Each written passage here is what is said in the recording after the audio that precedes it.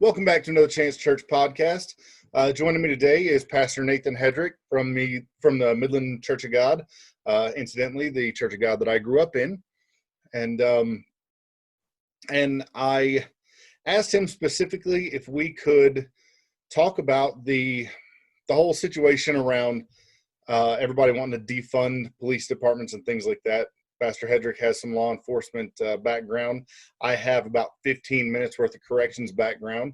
And so I just kind of thought it might be a fun topic for us to discuss and then see where it leads. So I will pass it to you and let you start it and see where we're going with this thing.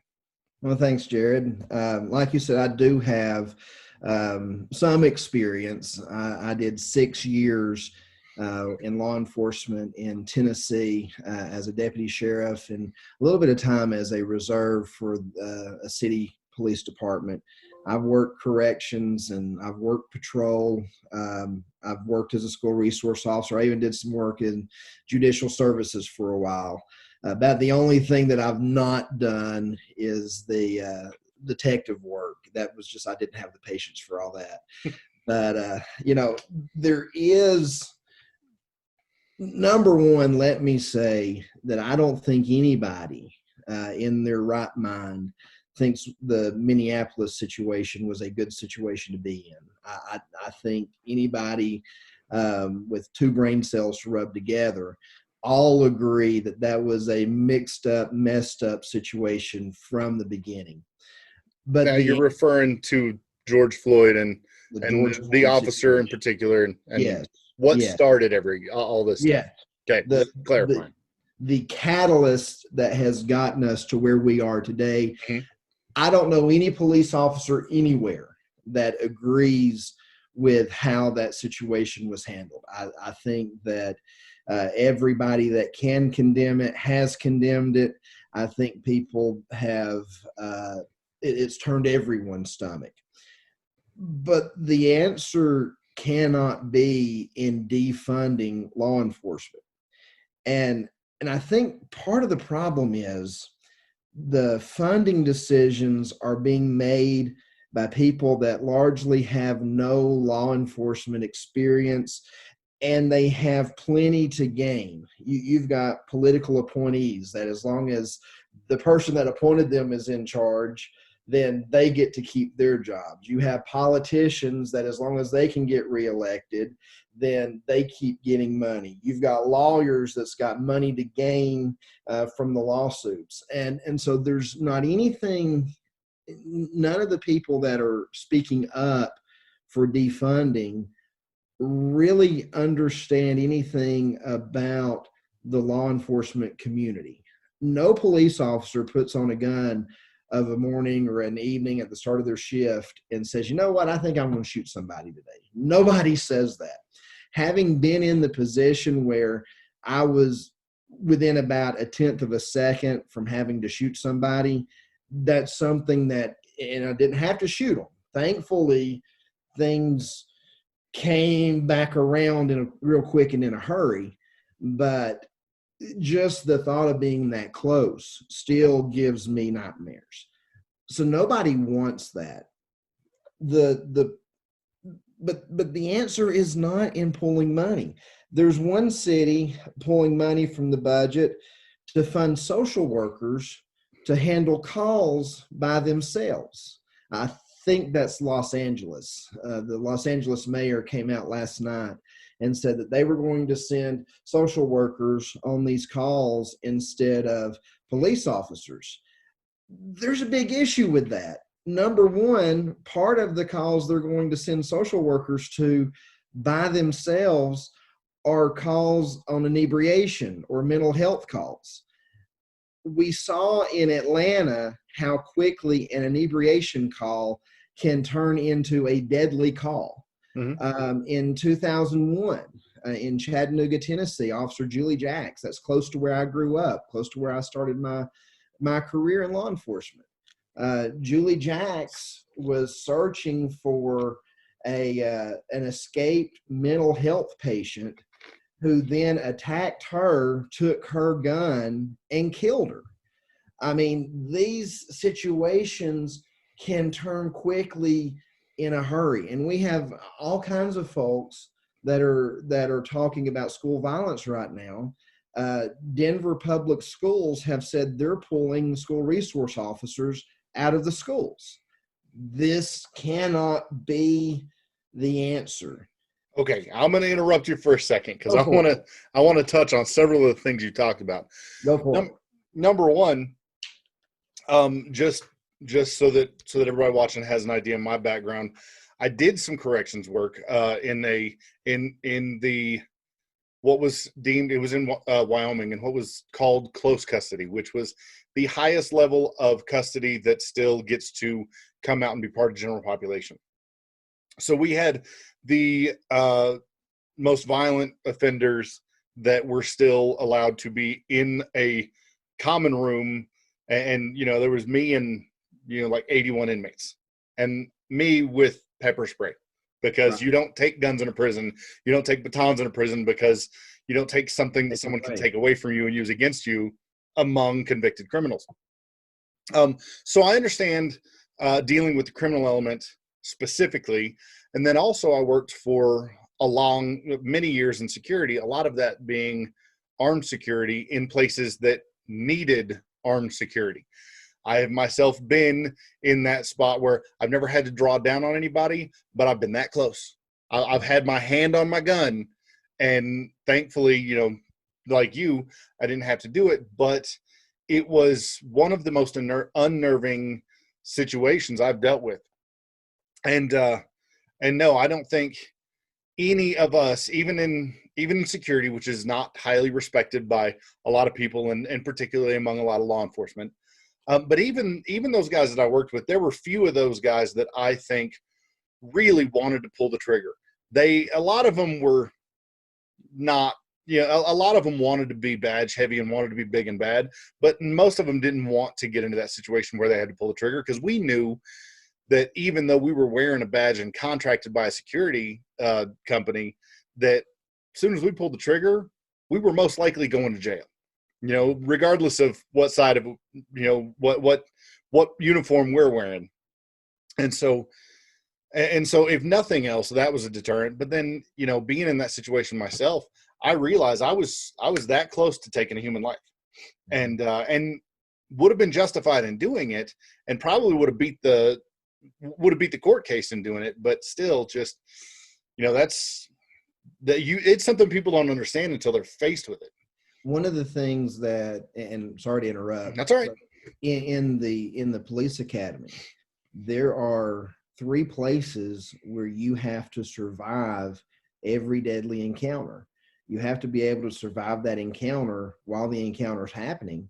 You have to be able to survive that encounter in the court system, but you also have to survive that encounter in your mind.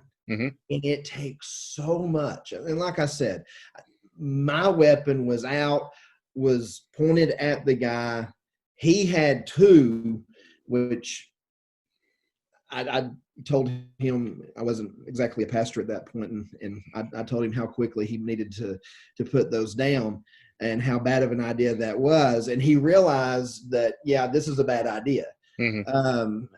But just being in that spot where the gun is pointed at somebody and my finger is going from the slide to the trigger, just that, it will mess with you. And so no police officer anywhere wants to deal with that.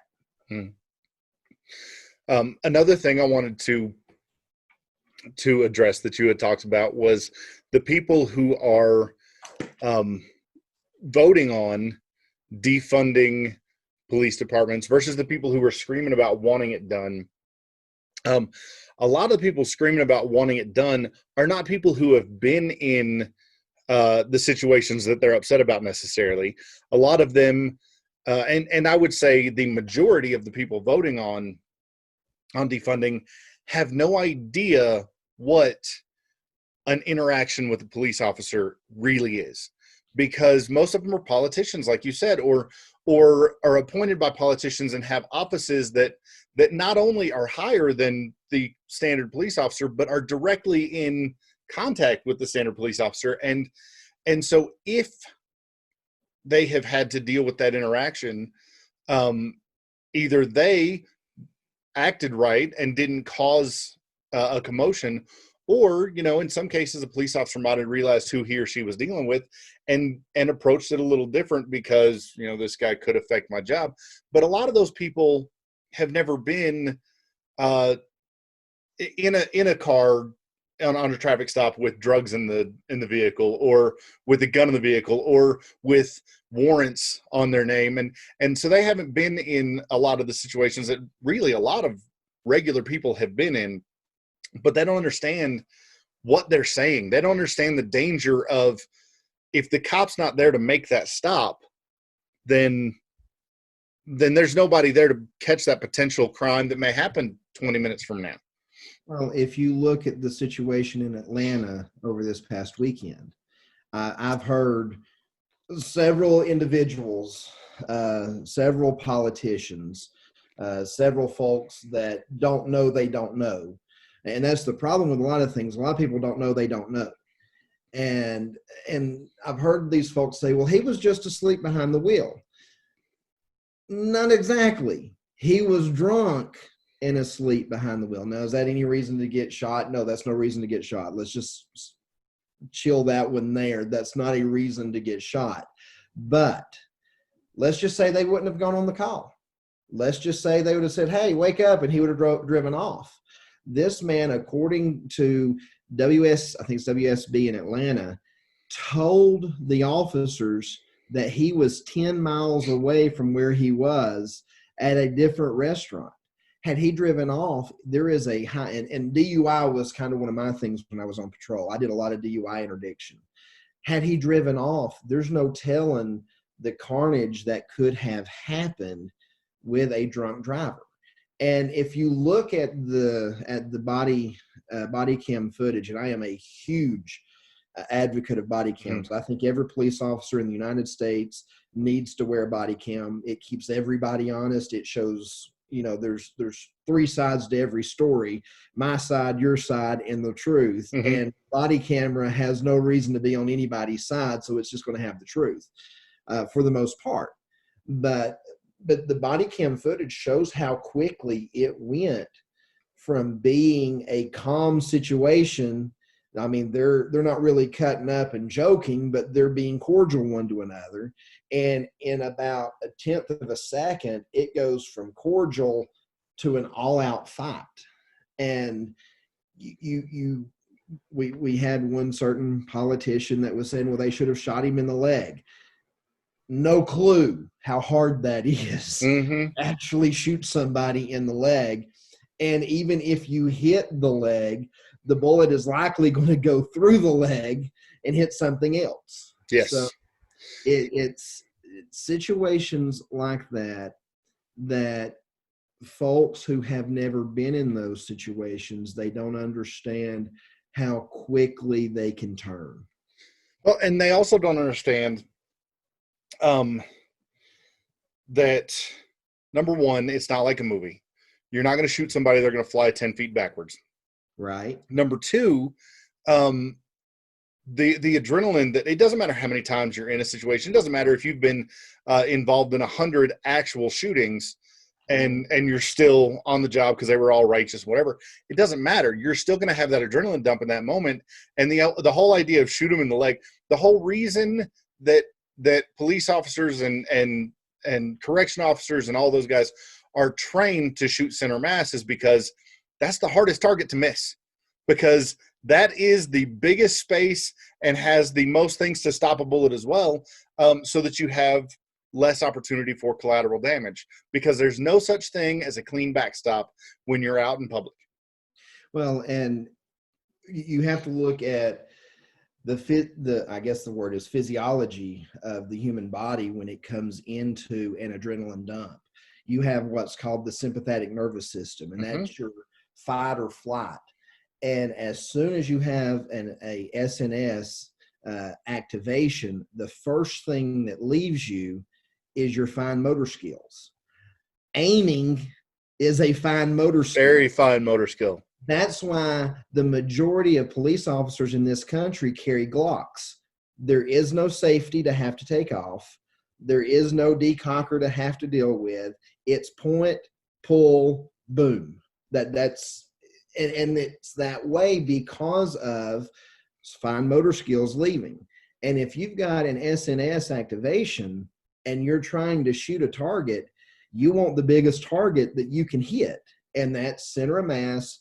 You're less likely to miss the target, and like you said, it's less likely for the bullet to do a through and through. It's going to go in, it's going to bounce around ribs, it's going to grab tissues, it's going to be something that bullet can waste its energy on, rather than go through the body and out, potentially hitting somebody else. Yes, and although it sounds like, when you talk about shooting center mass, just like the same thing as, in my carry weapon, I carry what's called hydroshock ammunition, and it's a hollow point that is built to flower out and slow down inside the body. It's going to create a very large wound cavity, and it's very likely going to cause death to whoever I shoot. That's not why I carry those, and that's not why you shoot center mass. The reason that you carry something that's going to slow down like that inside your target is because your target is the intended target, not the 12-year-old, on the other side of the car behind him. And car doors do not stop bullets. Car windows do not stop bullets. Just because the glass breaks doesn't mean the bullet dies, like in the movies. That's the problem, is so many people have these ideas that they get from movies, that you can slowly choose your target, that you can maintain that fine motor skill and aim, that you're making the choice, am I going to wound or am I going to kill? And none of that happens. When it happens and the stuff starts, what you have is, he's going to kill me, bang, bang. That's it. You have fractions of a second where a lot of the politicians and the Monday morning quarterbacks, if you look at Ferguson, Missouri, we're 5 years later, and we're still critiquing what happened in Ferguson. But we've had 5 years to do it. The officer had tenths of a second to be able to make the decision. Which one was Ferguson? I can't even say the name right. Ferguson was the one where the gentleman, and I cannot think of his name right now. I want to say Mike Brown, but I don't know if that's right. Yes, I think Brown, but something. He was the one that the eyewitnesses said he had his hands up and the officer shot him anyway. But they later determined that those eyewitnesses either weren't there in some cases, or in other cases were just flat out lying. When they turned around and did the mapping of everything, and they found where the casings were, they found where the officer was standing, they saw where the deceased was laying, they were able to recreate everything, and they found the officer's story had to be correct. There was no other way that it couldn't have been, that there was no other way that it could have happened. That must not be the one I was thinking of, because the one I was thinking of was the one where everybody got all upset and mad because an unarmed guy was shot by a cop who he had fractured the skull of, beating him so intensely. Same officer. And so this guy was almost beat to death with this guy's bare hands, and he's wrong for shooting. Yeah, they had fought, and then the deceased left the fight, and then turned around and started and was coming back, and the officer shot him.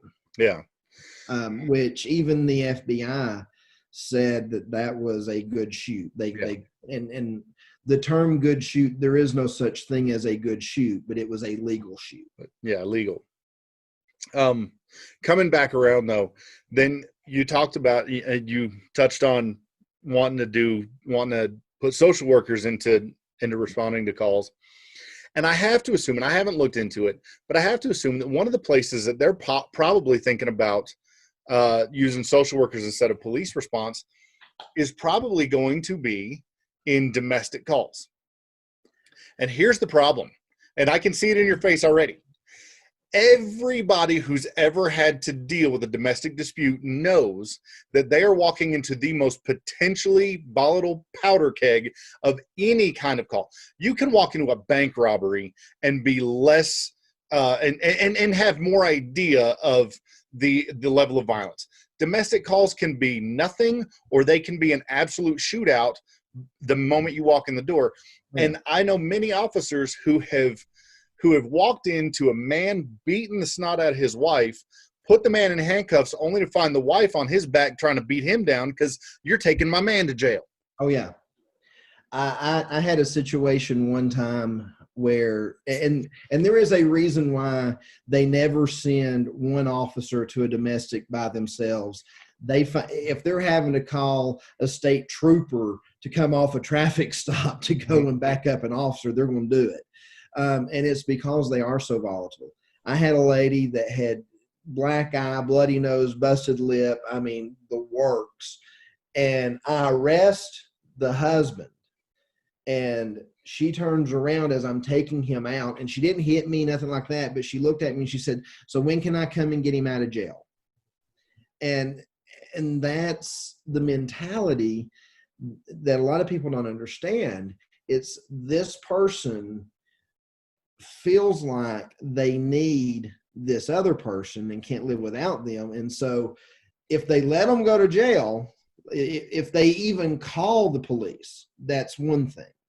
There are so many domestic violence situations that don't even go reported. If they call the police, that's one thing. If they let them go to jail, that's another thing. They'll probably try and keep you from taking them to jail. And then many times they go and bail them out themselves.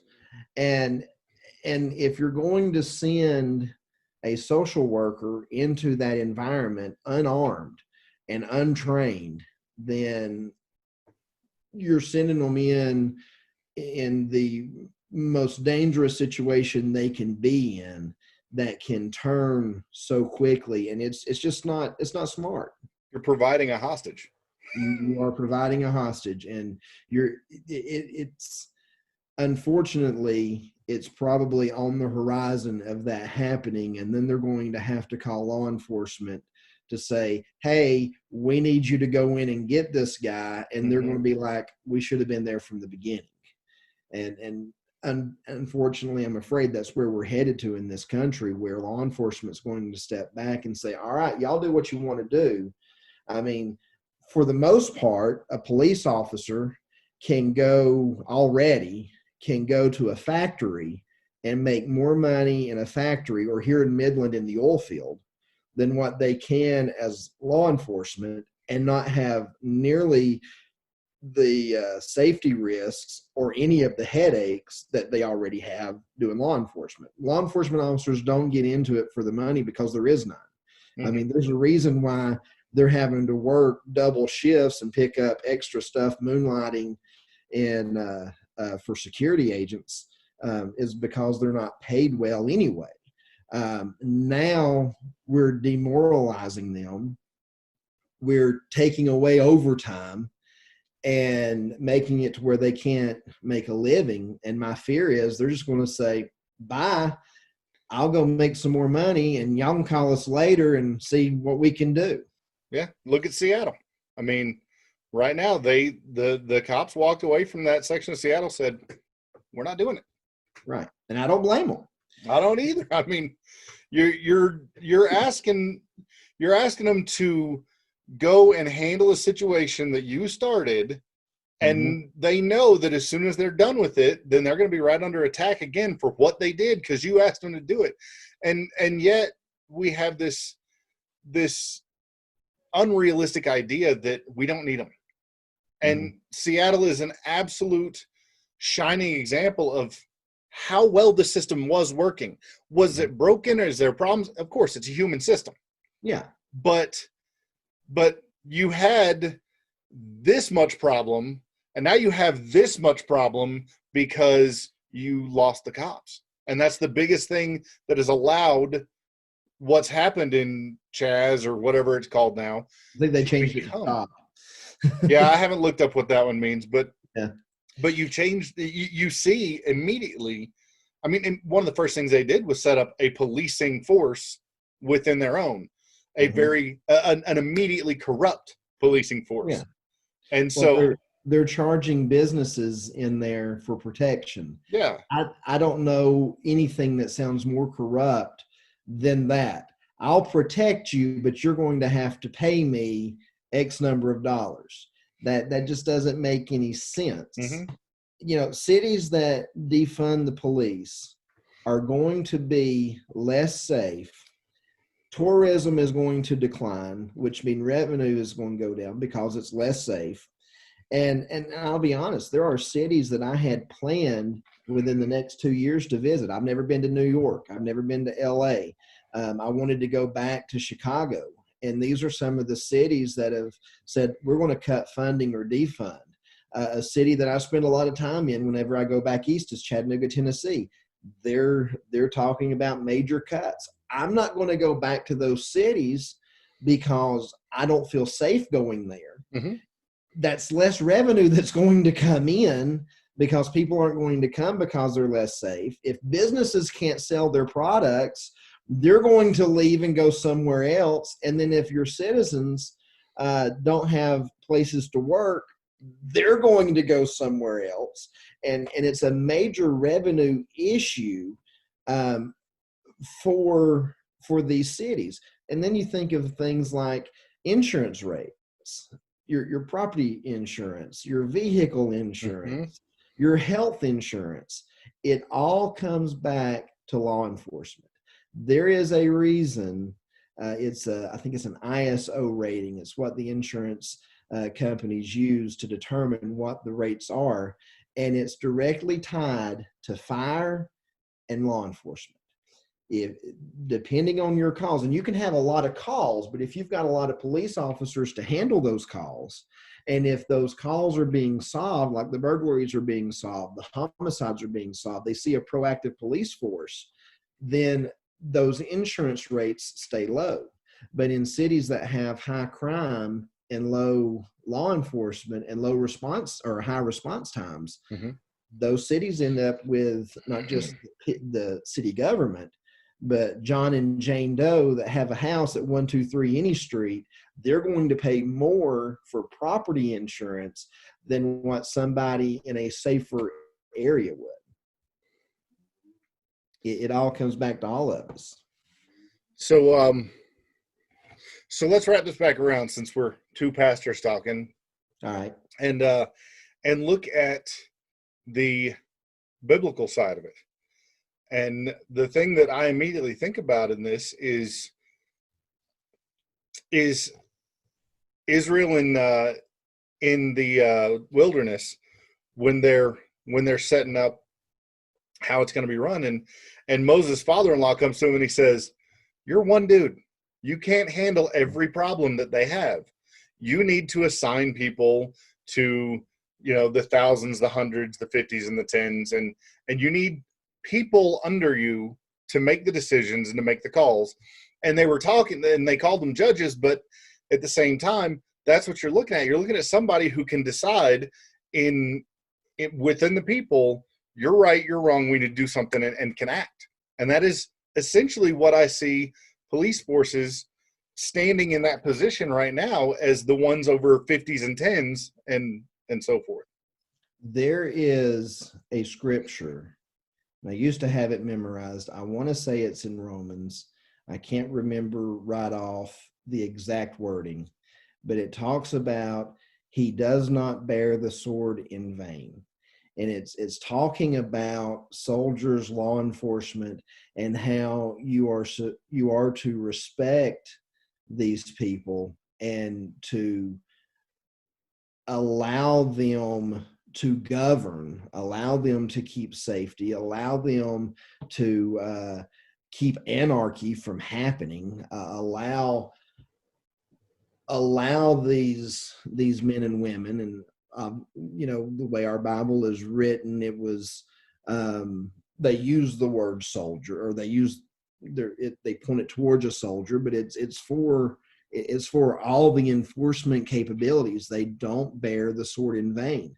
It is a very biblical, a very biblical idea to have order. I mean, God is not a God of disorder. He tells us to keep things decently and in order.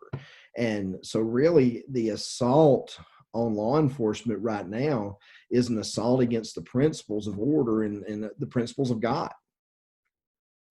I looked it up just because I wanted to support it. It's Romans 13:4, and I'm reading out of the New Living Translation, and it says, "The authorities are God's servants, sent for your good.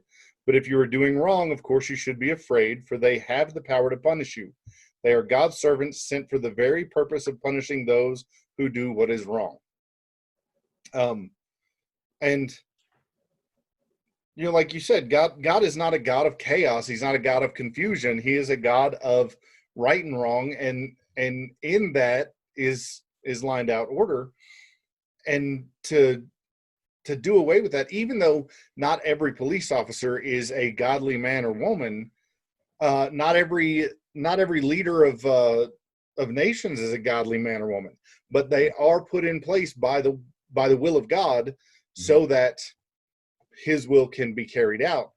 Nebuchadnezzar was an example of that as well. He was not a godly king, but because he was in place, things happened that needed to happen for God's story to play out the way that it was supposed to.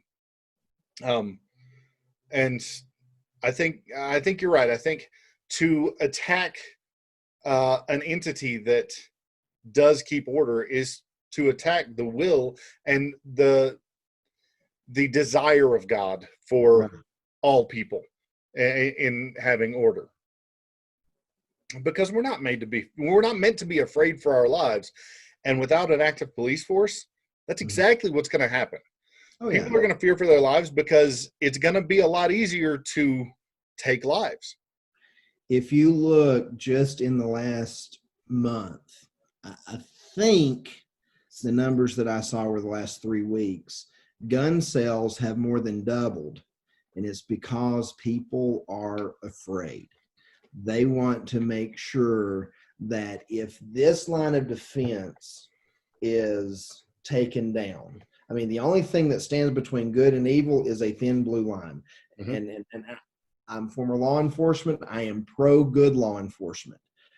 But people are afraid that if that blue line is crossed, if that blue line doesn't stand up, then they're going to have to protect themselves. And there's fear in the nation right now. And that's why gun sales, I mean, try and go and buy a box of ammo right now. You cannot find ammo anywhere. And it's because everybody is buying up as much as they can. Yeah, because tomorrow there may not be any police to respond. Right. Yeah. So, so anywhere else you want to go with this? Anything else you want to? The main thing that I would like folks to bear in mind is, no, we don't want to give anybody a free pass, but we do need to give people the benefit of the doubt. If you're pulled over, understand that the reason why the officer is operating the way he's operating is he probably has a family he'd like to go home to as well. I remember one night I pulled a truck over in Charleston, Tennessee. They had just moved about 3 weeks earlier. They had just moved the speed limit sign further down the road. So it was the person that was driving, he was doing about 15 miles an hour over the speed limit, but he was doing what the speed limit was a few weeks prior. I pulled him over and was never going to give him a ticket, didn't give him a ticket, but I pulled him over because he needed to know the speed limit has changed. And so I pull him over, and African-American gentleman, very nice, looks at me and he says, "Just so you know, I've got a gun in the truck." "Okay, where is it?" "It's right there." I said, "I'll make a deal with you. You don't touch yours, I won't touch mine." And it was that simple. There was a mutual respect. If you will show respect to the officer, he or she didn't just pull you over or is not on that scene just to be there. He has a purpose. They themselves are policed. And so if you go into it with this understanding of this guy doesn't want to be in this position any more than I do, then you'll get out of it a whole lot easier than if we allow emotion and arguing to take over. Mm-hmm. At the end of the day, even if they write you a ticket, even if they take you to jail, you get your day in court. Bring your proof. Let them prove their case. Let them try to prove their case. But if we'll respect one another a lot, and if oh my goodness, I'm gonna get in trouble right here. I told you not to let me get in trouble. But if we'll turn off Facebook and turn off TV and the media, and if we'll stop listening to those people that got a ticket because they deserved it, but now they hate everybody, Mm-hmm. we might be able to cool things off a little bit. Well, and something else I want to add, you talking about that particular incident. I have witnessed this myself because I have been pulled over, and I've unfortunately gotten several tickets in my past because I've had some cars that were too fast and some that I just wanted to be too fast.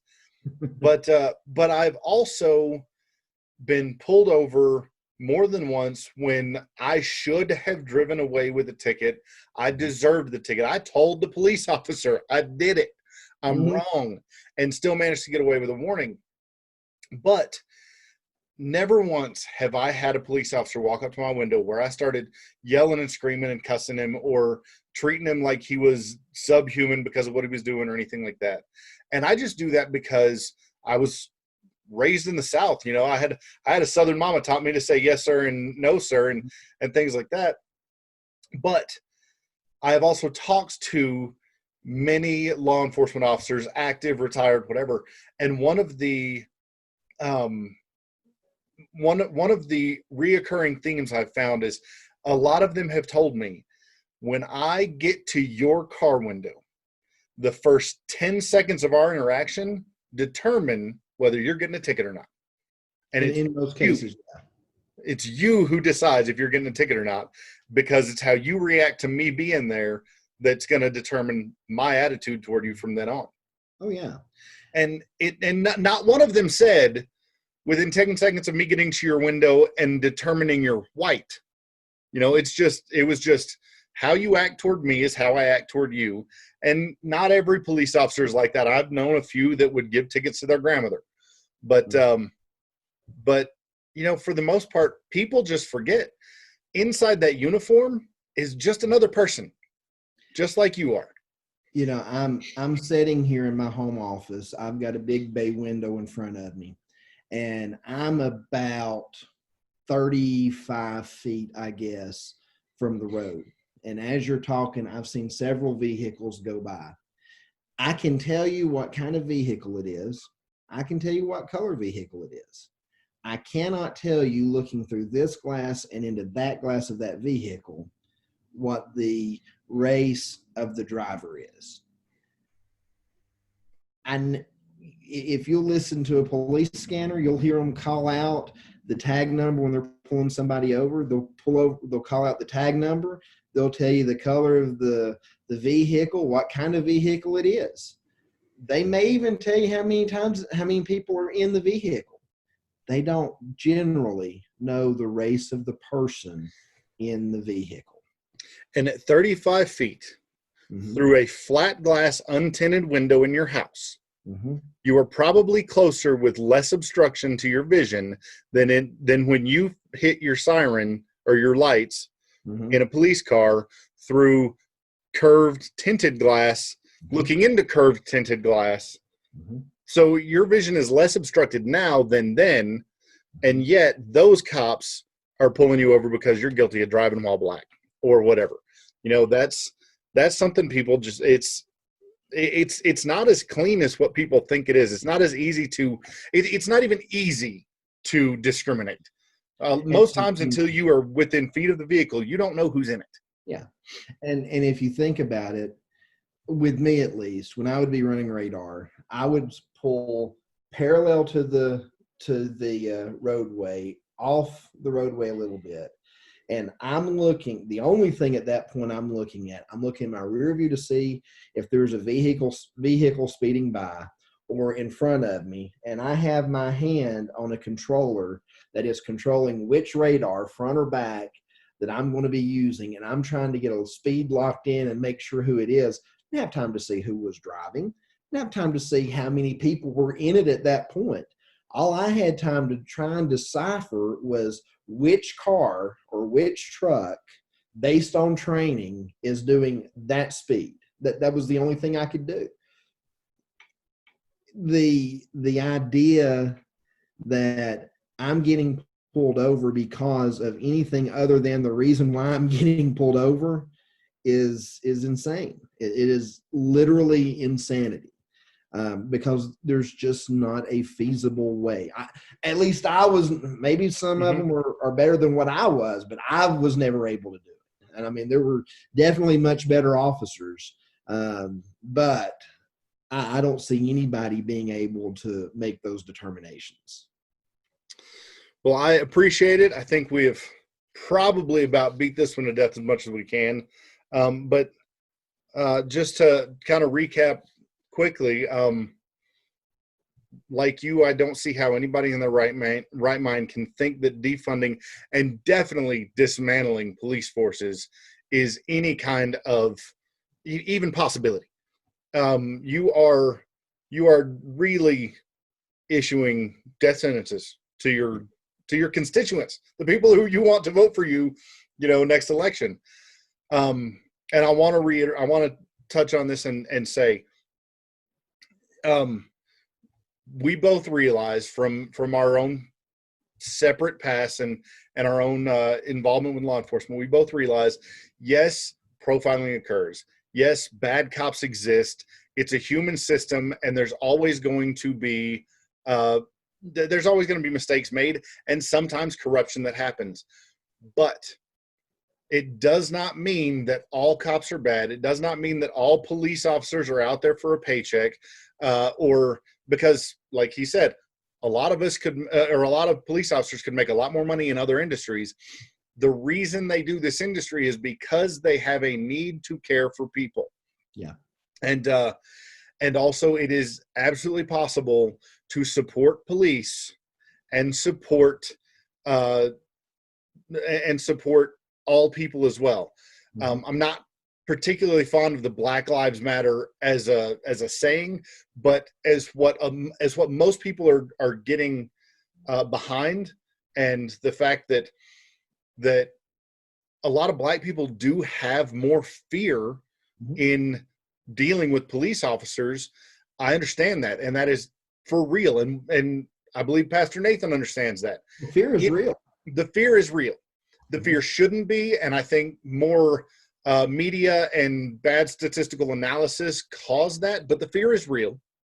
And we support that there is change that needs to happen in a lot of areas, but completely dismantling police forces is going to hurt Black people and white people and every other race of people that live in the areas that lose their police forces, because criminals are not going to respect who you are. It doesn't matter what color your skin is. Right. And to get rid of the cops, you're just begging for trouble. Yeah. And the thing that I have seen, and again, not trying to beat a dead horse, but the thing that I have seen is bad people do not care who their victim is. That someone that wants to rob somebody is not going, typically, I mean, you have your fringe groups, but typically if they're going to break into your house, they're just looking for a house that's got something in it worth breaking into. They're not worried. They're not going to say, oh, well, this is an African-American house, so I'm not going to break into it. Or, oh, this is a Hispanic house, or someone that is Caucasian. They're saying that house might have some stuff that I can sell, might have some money I can get. And so policing is good for everybody. I think that's a pretty good spot to call it on. Appreciate your time, and ladies and gentlemen, of course, you know how to get a hold of us. I will link the Midland Church of God website to the video. And if anybody wants to talk to Pastor Nathan about anything further, you can go there or get a hold of me, and I'll get you connected to him. Appreciate it. And you have a great day.